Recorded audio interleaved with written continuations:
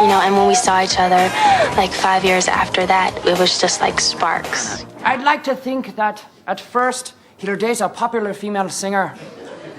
Publicly, they'll claim to be virgins, but privately, he hid it. Für Justin. I love this one. Oh, das gefällt mir so gut. I was completely embarrassed and just walked off the stage as quick as I could. And Justin.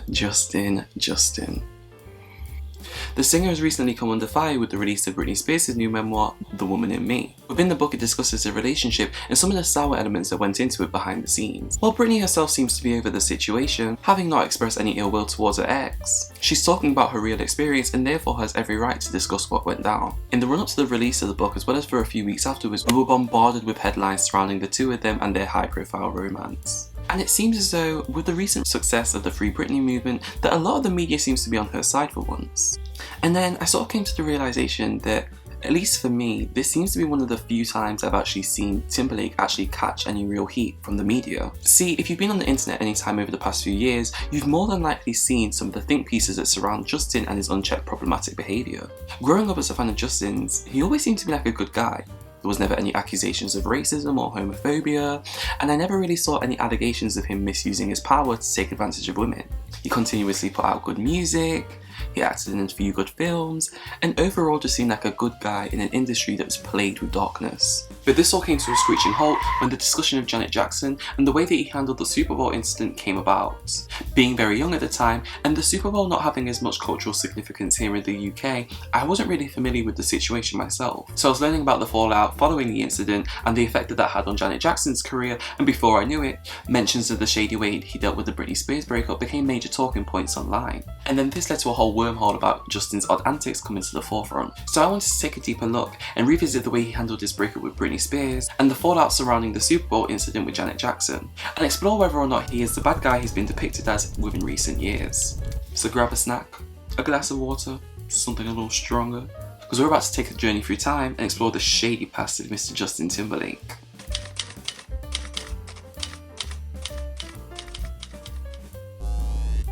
Justin Timberlake started his career at 12 years old in 1993 as a Mouseketeer on the all-new Mickey Mouse Club.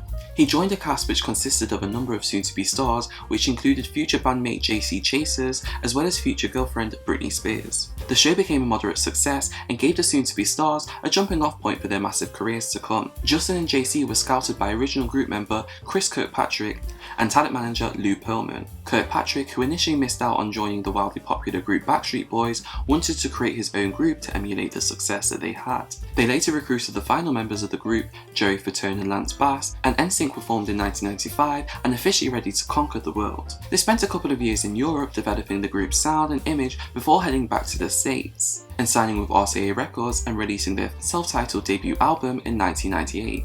While they didn't become overnight sensations, after numerous TV appearances as well as being featured on a number of high-profile tours, such as Janet Jackson's The Velvet Rope Tour, but more on Miss Jackson later, NSYNC's career was catapulted to new heights, with their debut album later being certified diamond for selling 10 million copies in the US. By the year 2000, the boys were gearing up for the release of their second studio album, No Strings Attached. The album sold over 2.4 million copies in its first week, and by the end of the year had sold over 9.9 million copies, becoming the best-selling album of the year and the second best-selling album of the decade in the US. And just like their debut album, this album was later certified diamond too. The record-breaking album saw hits such as Bye Bye Bye and This I Promise You, as well as the group's first #1 single, It's Gonna Be Me, which has been memed to death over the years due to Timberlake's crazy pronunciation of making May sound like me. It must be that country twang or something. They embarked on their No Strings Attached tour the following year, and it was clear that they were some of the biggest names in pop music at the time. This was only solidified as the group was confirmed to co-headline the 35th Super Bowl halftime show alongside rock legends Aerosmith. It was titled The Kings of Rock and Pop, and they were joined by special guest Nelly, Mary J. Blige, and Justin's girlfriend at the time, Britney Spears. Following this, the group released their third and final album, Celebrity, in the summer of 2001. The album produced singles Pop, Gone and Girlfriend, and while the album didn't see the success as the previous two albums, the album still sold over 1.8 million copies first week. NSYNC went on 2 tours to promote the album, the Pop Odyssey Tour and the Celebrity Tour, which grossed over $120 million. It was following the second tour in which we saw the early stages of Timberlake's shady side come out. Once the celebrity tour had concluded, he suggested that the group take a hiatus. This was so the group could take a break after half a decade of constantly touring, promoting, and working on new albums. While it was likely that the group needed a break after the crazy schedule they'd been on for a number of years, Justin had an ulterior motive. He wanted to record solo music and, according to many sources, had already been working on his solo music before suggesting the group's hiatus. And while initially telling the group it would only be a temporary break, that was the last time the group released any music or toured together until this year when NSYNC reunited for the Trolls soundtrack with the single Better Place. His former group members have since expressed feeling blindsided and totally being caught off guard about the group not returning, and while there was no major animosity between Justin and the rest of the group, they felt as though the lack of transparency hindered their careers. We thought we were getting back together, and then it was, okay, after Justin does his thing, blah blah blah, we'll get back together and move forward and do what we got to do. And then it was like, nope, he got bigger and bigger, which honestly, great for him, and I'm totally happy for him in that sense. But it was more or less weird that there wasn't an explanation to say we weren't going to do it, period. I was a little bit on hold for a moment and it was like, okay, we've got to shit or get off the pot. NSYNC's betrayal came as both Timberlake and the label saw huge potential success in a solo career for the star. This was due to his rising popularity within the group. He became known for his good looks, his great vocal abilities, as well as his high-profile relationship with former Mickey Mouse cast member and rising starlet at the time, Britney Spears.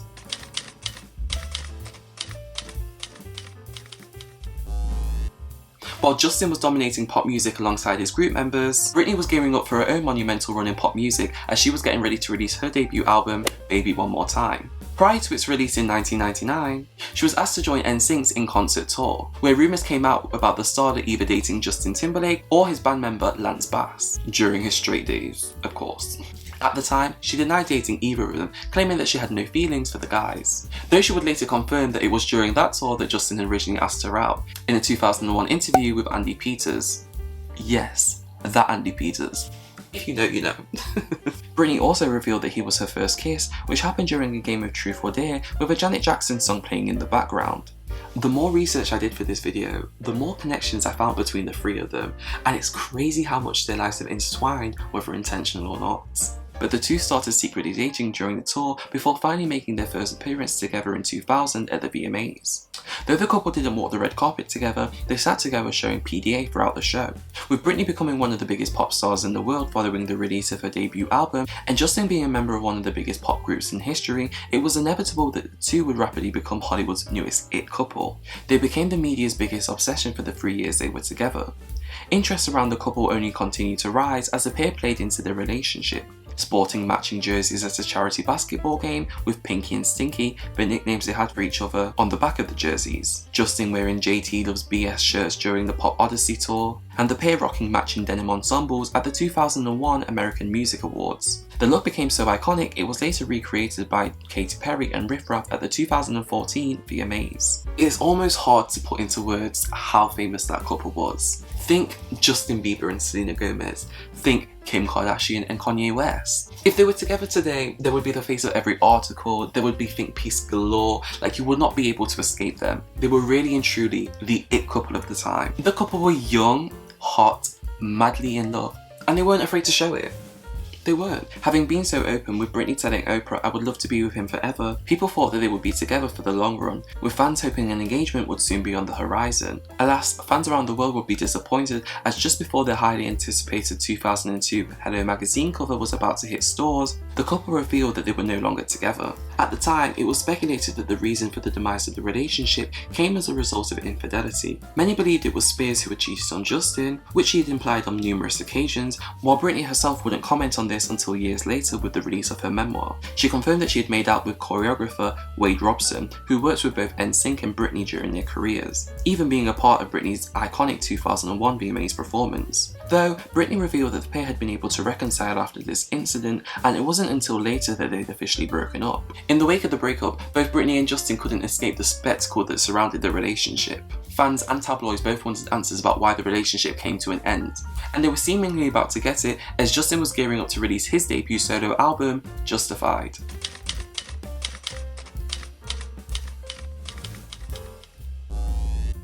Fresh off the heels of a high-profile breakup, as well as currently on hiatus from one of the biggest boy bands of the time, Justin had been working on his solo debut album throughout 2002, and he was getting ready to release it at the end of that year. He released his debut single, Like I Love You, during the summer, and it peaked at number 11 on Billboard. But it was the second single that was really about to define the rest of the Justified era. Cry Me a River was released at the end of November in 2002, released as the official second single shortly following the release of his debut album. The eerie, almost haunting at times ballad became a big talking point for the album, helping to generate Timberlake a lot of buzz as he would basically confirm the infidelity during the song, as the pre-chorus contains the lyrics, "You don't have to say what you did, I already know, I found out from him, now there's just no chance, for you and me, there'll never be, and don't it make you sad about it." But it wasn't just the song that caused controversy, it was the accompanying video which gave the world the confirmation it needed, as it contained a Britney lookalike walking through the house in Spears' signature baseball cap. Although the video was praised at the time, mostly due to the controversy that was surrounding the song, many look back at the way that Justin broke into his ex's house in the music video as weird, with the director of the music video, Frank Lawrence, also agreeing with this sentiment as he would later reveal in an interview with Dazed. He's stalking around in the rain, wearing a hood to cover himself up, breaking into someone's house. I mean, it's all very violating and creepy. The rest of this era would continue to see Timberlake take on this victim moniker as he was constantly portrayed as innocent, while Britney on the other hand would take the brunt of the negative attention by the media. She was dominating the charts with her hits while being crucified in the tabloids for the cheating allegations surrounding the relationship. At the time, it really wasn't questioned and people were just quick to jump on this anti-Britney bandwagon. This was later changed as people began to realise how unfairly Britney was truly treated by the media at the time. She was a young girl in her early 20s, and although cheating is bad, yes, but it truly isn't the end of the world. Like, you will get over cheating eventually. The punishment definitely didn't fit the crime, but we'll circle back to this later on, don't worry about that. One of the most interesting things that Spears revealed in her book was that the infidelity with Wade wasn't the only cheating that went on in their relationship. During a trip to London in 2000, he had been spotted with one of the members of All Saints in the back of a car, and that when they were in Vegas, she heard him gesture to a mutual friend that he had slept with one of her backing dancers the night before. It's pretty ironic how much he played up the whole victim role surrounding the infidelity scenario, considering he had done the same thing to Britney multiple times throughout their relationship. As you'll see, the innocent act didn't just end there. He was about to play a part in the downfall of one of the biggest pop stars at the time, Janet Jackson.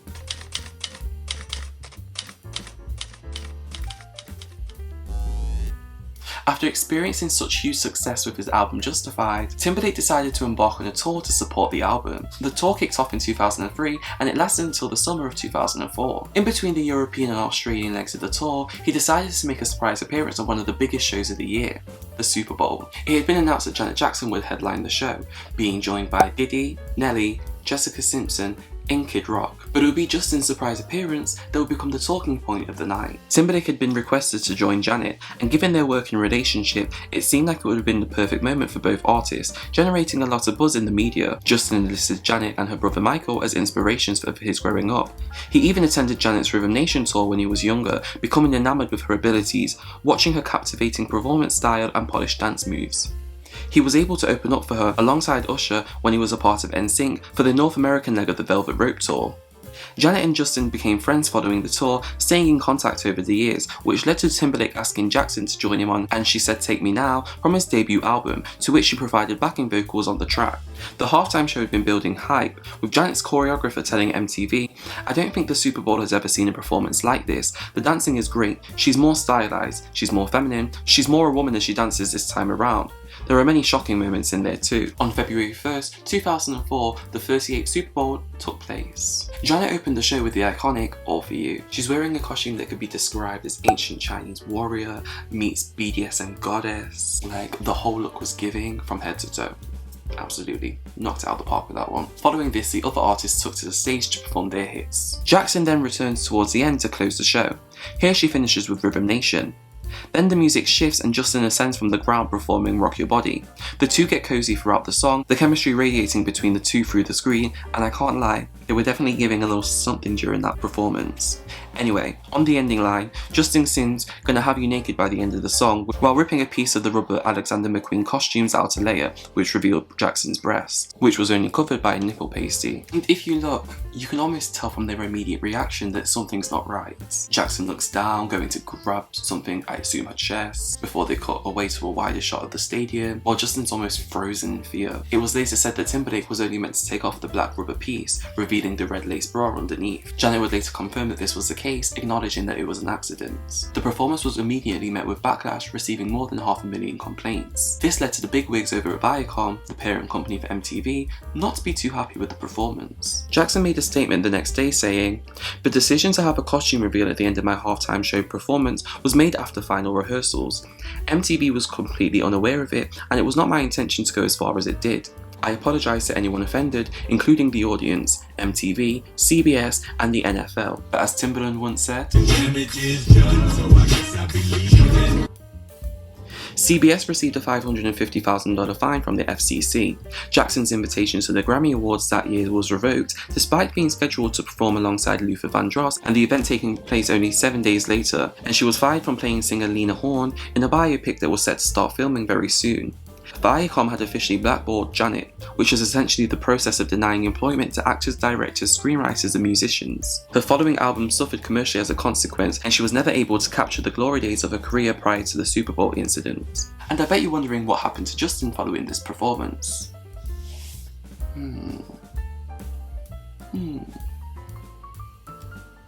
But in all seriousness, Timberlake did apologise immediately following the performance. "I am sorry if anyone was offended by the wardrobe malfunction during the halftime performance at the Super Bowl.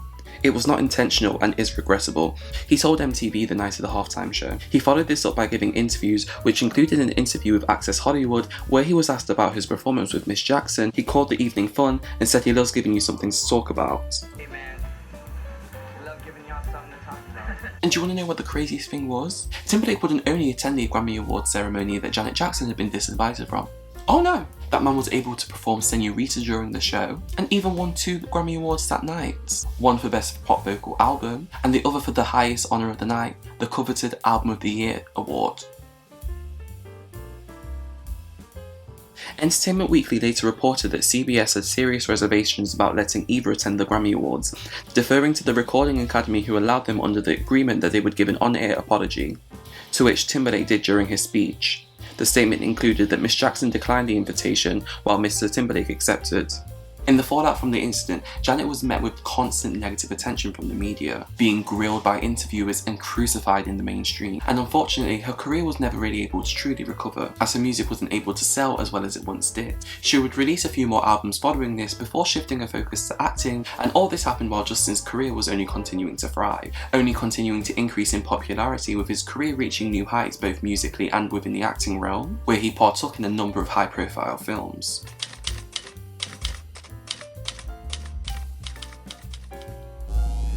Over the next 10 years, Justin released albums such as Future Sex, Love Sounds, and The 2020 Experience, both of which saw huge success and generated hits such as Mirrors, Suit and Tie, and my personal favourite, What Goes Around Comes Around. He remained pretty unproblematic during this time, very rarely running into any major controversy, and it's pretty much safe to say that he was still loved by the general public, though there were definitely fans of both Janet and Britney who disliked him following the incidences following the breakup and the Super Bowl. That was until a 2016 BuzzFeed article titled "Dear Justin Timberlake, Just Fucking Stop" dropped. And this article pretty much changed the way that people on the internet would discuss his presence online forever. In the aforementioned article, he pretty much acknowledges how Justin was able to use his breakup with Britney Spears to elevate his career in a way that possibly couldn't have happened without her, pointing out how his debut single, Like I Love You, only peaked at number 11, not becoming the breakout hit you would expect from someone freshly out of one of the biggest groups of the early 2000s. As a result, with the benefit of having the media on his side, he decided to play up the Britney breakup,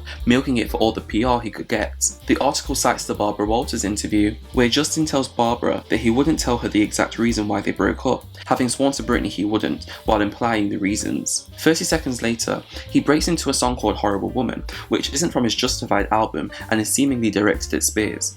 He also indirectly confirmed sleeping with Britney during the relationship, despite Britney being adamant about not engaging in intercourse before marriage. And it's like, Barbara girl, come here.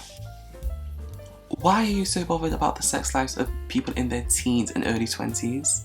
Like, she's in that interview, sat across from Justin, who looks like he's young enough to be her grandchild. Like, I get it, you know that it would make headlines, but girl, let's have some decorum, let's have some class, because, no. Then the article highlights other questionable moments, specifically during this era surrounding himself and Britney, such as the time he threw shade at Britney's film, Crossroads, or the time he told Sharon Osbourne he wasn't impressed with the Britney-Madonna-Christina moment at the 2003 VMAs. Which is pretty ironic, considering one of the reasons it's speculated that Justin wanted to have that moment at the Super Bowl with Janet was so that he could have a moment like that himself, and outshine that whole Madonna, Britney, Christina kiss. And just when you think it's done, there are other moments in which Justin's mentioned the breakup over the years. Despite the Justin-Britney tea being stale at that point, it's almost as though he couldn't help but mention her. It was definitely giving like Katie Heron from Mean Girls vibes, like he just couldn't keep her name out of his mouth, and every single time he wanted to say something else, it was just like Britney this, Britney that, and it was just, it's getting weird. Like, it was definitely getting weird. It was getting to the point where he was mentioning her like 9-10 years after the relationship had already ended, and at that point Britney Spears should have either covered or got on the remix to Mariah Carey's Obsessed, because that's what it was giving. No, that's very much what it was giving at that point. Following the article's release, the hashtag JTExposed party started to trend on Twitter. Oh, the hashtag X is over party, hashtag X exposed party. Remember when they used to trend on Twitter? I feel like we've gone past the need for them anymore, but like, I kind of want to bring them back. In moderation though, in moderation, just a little bit. Because I feel like they always used to unite the internet and, you know, just bashing someone a little bit, just getting a little lick back. But you know, most of the time they deserved it, a little bit. A little bit. But I don't know, maybe we could bring it back in moderation? The trend allowed people to begin dissecting Justin's shady past, which ultimately led to Janet and Nipplegate being mentioned. Fans began noticing similarities in the way that Justin handled these situations. He was able to take advantage and make himself look better at the detriment of other women in the industry. He was able to use Britney to give his solo career a boost, allowing her to get dog walked by the media, while he was seen as a wounded soldier, and in the case of Jackson, he was able to be absolved from all the pushback by being able to laugh off the situation, as he was a man, and the obvious double standard that it would have occurred if Justin would have been the one to show more skin than expected, because we've seen halftime shows which feature shirtless men who didn't face an ounce of criticism like Jackson did back in 2004. However, it wasn't the first time that Justin had received any backlash on the internet at the time. As early as that summer, during the BET Awards, Jesse Williams delivered a speech discussing white privilege and how black culture is often stolen, remodeled and repackaged to be more digestible for audiences, aka cultural appropriation. JT then responded to this by tweeting @I Jesse Williams though, #inspired, #BET 2016. This led to Twitter whacking him and pointing out how Justin's career is as a result of what Jesse's speech was about.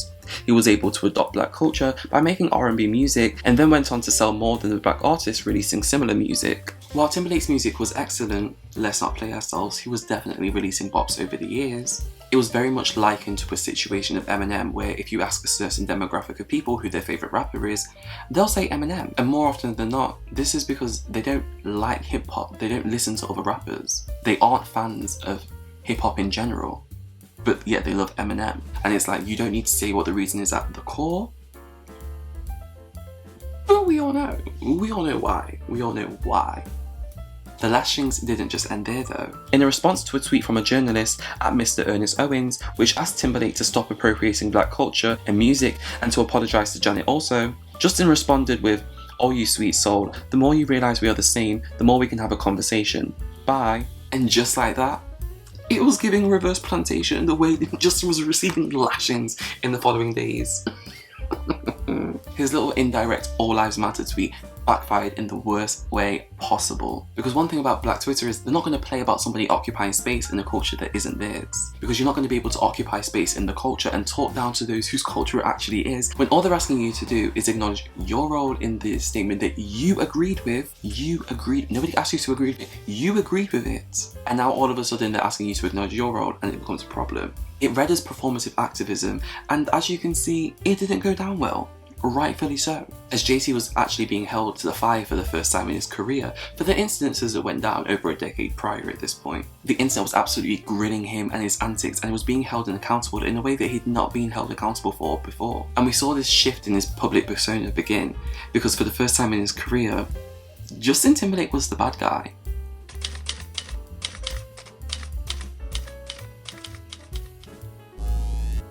After being at the receiving end of an internet cancellation, Justin would begin to slowly start acknowledging his wrongdoings, trying to right his wrongs and smooth over any bad blood that there may be between himself, Janet and Britney. In 2018, during an interview with Zane Lowe, he seemingly took accountability for the lackluster way he handled the Super Bowl incident with Janet, and confirmed he'd been in touch with Jackson and that everything was good between the two. As for Britney, she received a public apology from the pop star on social media, 2 decades following the pair's romance. This came after we received backlash following the release of Framing Britney Spears, a New York Times documentary which looked at the constant scrutiny Britney received in her time in the spotlight and the impacts this has had on every aspect of her life. He said he's deeply sorry for the times in his life where his actions contributed to the problem, how he fell short in moments and benefited from a system that condones misogyny and racism, and how he wants to specifically apologise to Britney Spears and Janet Jackson both individually, because he cares for and respects these women and knows he's failed them. Firstly, apologise to them both individually. In a statement for Britney, you're mentioning racism and Janet. Okay then, yeah sure, that makes sense. I mean, personally, I would have made 2 separate statements, apologising to them both individually, acknowledging in the statement in its entirety what I've done wrong, why I've been at fault, but that's just me. Maybe there's no right or wrong way to apologise. There is. And maybe for him, this was the best way that he could apologise. It wasn't. But hey, he apologised. 20 years too late, but he apologised nonetheless, after being prompted by backlash that had been rumbling on the internet for a while at this point. But don't get me wrong, I'm sure that he felt bad and genuinely wanted to apologise. It's just that there's something about a forced apology that doesn't ever sit right with me. It never reads as genuine, and that's probably why he wasn't able to bounce back in the way that he thought he was going to. And it's like these topics of conversation constantly rear their heads for the past few years, and he's unable to shake them off in their entirety. However, in recent years, both Janet and Britney have made it clear that they're in a good place with Justin and don't harbour any negative feelings towards him.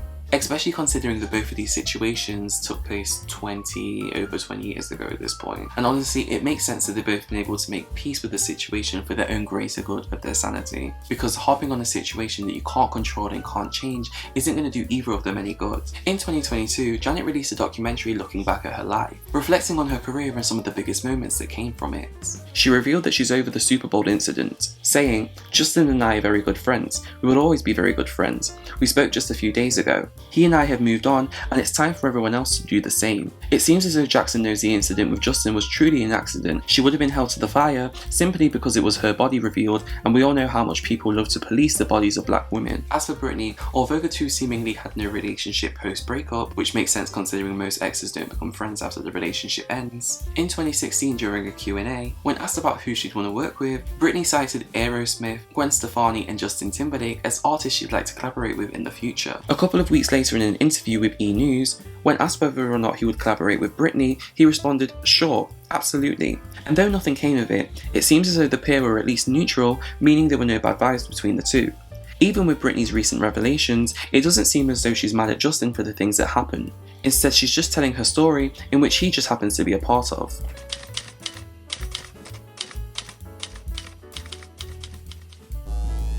Upon reflecting on everything that happened between Justin, Britney and Janet, it's evident that it's a very messy situation. And while you could initially look at it being a young man who's just career driven and trying to do anything he can to achieve his dreams, which wouldn't be too surprising considering we live in a capitalist society and that individualist culture is really celebrated, we can still acknowledge that the actions he took were trash. And although what he did wasn't the absolute worst thing in the world, like, there are people who have done worse, let's be serious. It doesn't mean that there aren't long-term repercussions as a result of his actions. If not for him, then the other people who have got to deal with the consequences as a result of his actions. Like, before making this video, I hadn't even thought about where the catalyst surrounding Britney's struggle with the media began. And although it's common for women in the industry to face criticism whether or not they're problematic, seeing Justin being able to use the media at the detriment to Britney Spears is absolutely horrible, especially when you consider the long-term effects it's had on her mentally. We've seen it all play out so publicly, from shaving her hair to being put in a conservatorship. Britney's life was pretty much ruined as a result of the constant scrutiny she was facing with the media. Watching old interviews and seeing how full of life she was, and then knowing that everything that's happened to her. Although I believe there are things we don't know which I can't even begin to wrap my head around, it's still heartbreaking. To know that he was able to play a role in the downfall of one of the biggest pop stars of all time, it just baffles me. Like, I really cannot wrap my head around that specific situation at all. Like, for me, growing up, I hadn't realised how popular Janet really was. You know, it's not until you go onto Twitter and you see newer artists break records, and then it's listed who else has achieved that before, and it's a list of 5 or 10 other artists, you usually see Janet's name up there. And to be able to achieve that as the sister of Michael Jackson, do you realise how hard that must have been? Like, yes, nepotism could have potentially played a role. It probably would have opened doors for her to get her in the door. But you can't buy that level of success. You can't buy that level of influence. I mean, look at all the people she's influenced today, including Britney and Justin. Although we can acknowledge it was a mistake, and it wasn't his fault, no. And even Janet herself is over the situation and doesn't really blame him. My issue isn't that though. My issue is the way that he handled the fallout of the whole Super Bowl incident. Like, he definitely could have gone above and beyond to really help her out. He's directly listed her as one of his influencers. Put her on your albums, go on tour with her, get her in the room of every record label, ensure that her career isn't blackballed. He could have and should have gone above and beyond to ensure that her name and her legacy remain relevant for as long as he possibly could keep it out there for. Every other interview he should have been out there mentioning Janet's name, mentioning the project she has coming out, and no, don't take pity on her, but celebrate her, uplift her as the successful woman she is. And also, I want to preface this by saying, this isn't a Justin Timberlake hate video. I know, a little late to be mentioning it now because, you know, seemingly we've been going so hard at him. But out of the 3 artists I've been talking about throughout the video, he's the one whose music I'm most familiar with. He's the artist who I've grew up listening to the most. And I think that when it comes down to these things, it should be the fans of the artists to call them out for their mistakes. Because when it comes to these things, I think some fans and even the artists themselves don't want to acknowledge any of the wrongdoings because that means they're at fault, and that means, oh my gosh, people can say that this isn't the best person in the world. And I think being able to recognise your past mistakes and grow from that is a much better message to put out there rather than this ideal version of perfection, because it's not real and we know it's not. Because when I was doing research for this video, I definitely started looking at Justin Timberlake very differently. His actions were shitty and there's no denying that. Yes, he's apologised in recent years, but apologies don't undo all the years of hurt and damage that have been caused as a consequence of his actions. So I guess my overall objective for this video is not everybody to become an anti-Justin Timberlake mob. Instead, let's use this as an opportunity to grow, and let's look at it as a learning opportunity, yeah? Because let's be real, Justin didn't do this alone. We need to look at the entertainment industry as a whole and figure out how we can improve it, because it was the entertainment industry that spearheaded the blackballing of Janet Jackson, and it was the entertainment industry that spearheaded the anti-Britney bandwagon that happened for so long throughout the 2000s. And it's the same entertainment industry that has benefited from them, their sales, and the influence on the new generation coming up underneath them. I would like for the industry to really take accountability of so for the future, I would like everybody in the industry, but specifically the women in the industry, to be well taken care of. Check in on their mental health. Put a stop to any stories that are clearly going out there just for clickbait. Really and truly value the artists who are doing so much to appease so many people. Because you have all these artists, most of the time they're really young and they're just propelled into a world full of scrutiny, and you hear so many stories, especially in recent years, where many people have spoken out about feeling like they didn't have enough adequate help and support. And considering how much they do for the entertainment industry, that's just simply not fair. Record labels have a lot of resources, and those at the top definitely have relationships with the heads of different media outlets.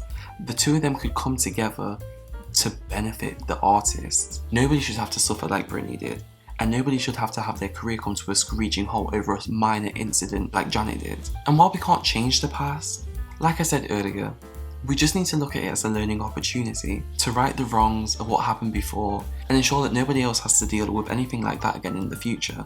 This doesn't just apply to the music industry, it should go for every sector of work out there. But given capitalism and money being a driving factor, I don't see that happening anytime soon.